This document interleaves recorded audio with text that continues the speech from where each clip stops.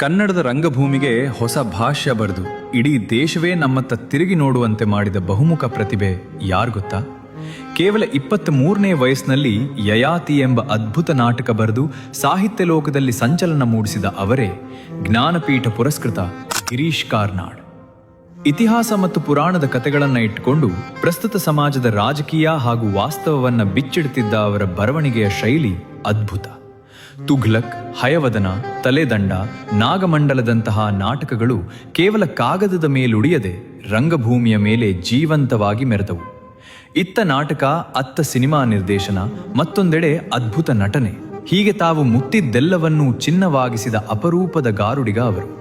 ಭಾಷೆ ಮತ್ತು ಗಡಿಗಳನ್ನು ಮೀರಿ ಬೆಳೆದ ಕಾರ್ನಾಡ್ರು ಪ್ರತಿಯೊಬ್ಬ ಕನ್ನಡಿಗನ ಹೆಮ್ಮೆ.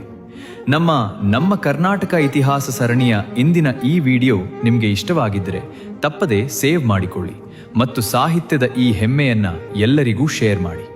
ಧನ್ಯವಾದಗಳು.